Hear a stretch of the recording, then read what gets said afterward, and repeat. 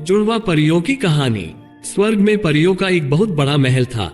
उस महल में दो जुड़वा परियां रहती थी। एक का नाम लीला था और दूसरी का नाम उर्मिला। दोनों परियां एक दूसरे से बिल्कुल अलग थीं। लीला परी बहुत दयालु थी, वह हमेशा दूसरों की मदद करती रहती थी। और उर्मिला परी को बहुत गुस्सा आता था, वह हमेशा दूसरों की सुरक्षा करती थी, लेकिन जो भी उससे लड़ता था वह उसे जान से मार देती थी। एक दिन दोनों परियां अपने पिताजी के पास गईं और उनसे कहने लगीं, पिताजी, हमें किसी भी तरह पृथ्वी लोक पर जाना है। वहां पर कमजोर और असहाय लोगों की मदद करना है। वहां के छोटे छोटे बच्चों के साथ खेलना है। उनके पिताजी को पृथ्वी के बारे में सब पता था। उन्होंने कहा, बेटा, तुम लोग अभी वहां के बारे में कुछ नहीं जानते हो। पृथ्वी पर बहुत खतरा है, वहां हर तरह के लोग रहते हैं। लेकिन उन दोनों परियों ने अपने पिताजी की बात बिल्कुल नहीं मानी और पृथ्वी पर जाने की जिद पकड़कर बैठ गईं। उनके पिताजी ने कहा, ठीक है, चले जाओ, लेकिन तुम्हें वहां मनुष्य के रूप में जन्म लेना पड़ेगा और जैसे वो लोग रहते हैं वैसे ही जीवन जीना पड़ेगा। तुम अपनी जादुई शक्तियों का उपयोग करना भूल जाओगी, लेकिन जब कोई बड़ी मुसीबत तुम्हारे सामने आएगी तो तुम्हें तुरंत अपनी अपनी शक्तियां याद आ जाएंगी और फिर तुम उनका उपयोग कर सकती हो। उनके पिताजी ने दयालु परी लीला से कहा, तुम अपनी शक्तियों का उपयोग लोगों की भलाई के लिए करना। और दूसरी परी उर्मिला से कहा, तुम अपनी शक्तियों का उपयोग सिर्फ लोगों की रक्षा के लिए करना, लेकिन तुम किसी को जान से नहीं मार सकती। उनके पिताजी अपनी दोनों परियों के साथ पृथ्वी पर आए और एक गांव में जा पहुंचे जहां पर एक गर्भवती महिला रहती थी। उन्होंने अपनी दोनों परियों को जादू से उस गर्भवती महिला के गर्भ में डाल दिया और वहां से चले गए। एक दिन उस महिला ने उन दोनों जुड़वा परियों को जन्म दिया। वह दोनों परियां देखने में बहुत प्यारी और बहुत मासूम लगती थीं, लेकिन एक बात उनकी मां को बहुत खटकती थी।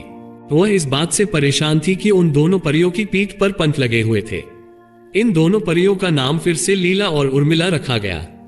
ये जुड़वा परियां बहुत ही प्यारी लगती थीं। सभी उन दोनों परियों को बहुत प्यार करते थे। दोनों परियां जिस गांव में रहती थीं वहां ऐसा लगता था मानो वहां स्वर्ग हो।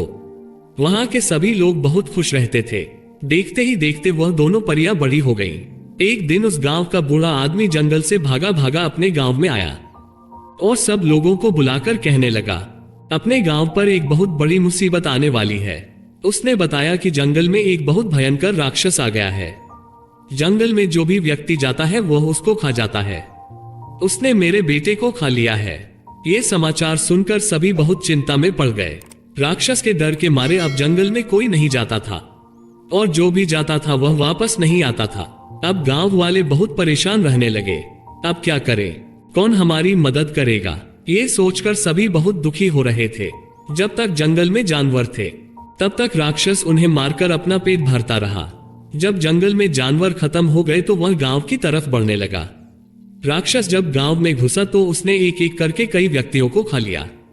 हर तरफ हड़कंप मच गया। जब दोनों परियों को पता चला कि उनके गांव में राक्षस आया है तो वह दोनों तुरंत उससे लड़ने के लिए सबसे आगे आ गईं। जब तक वह राक्षस उन दोनों के सामने नहीं आया तब तक वह दोनों परियां अपनी शक्तियों से अनजान थीं। लेकिन जैसे ही वह राक्षस परियों के सामने आया तो उन्हें अपनी शक्तियां वापस मिल गईं।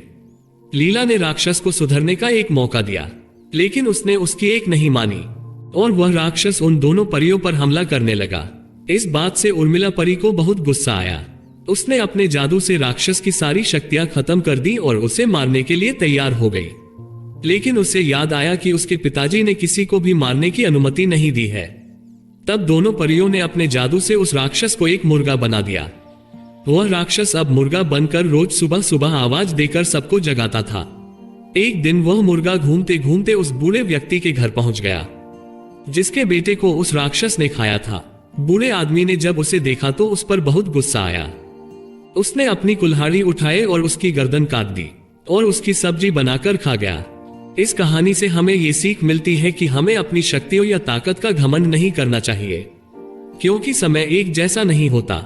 जैसे कि जब उस राक्षस का समय चल रहा था तब वह हर किसी को पकड़कर खा लेता था, लेकिन जब उस राक्षस का समय बदला तो वह सिर्फ एक मुर्गा बनकर रह गया और उसे भी एक बूढ़ा आदमी मारकर खा गया।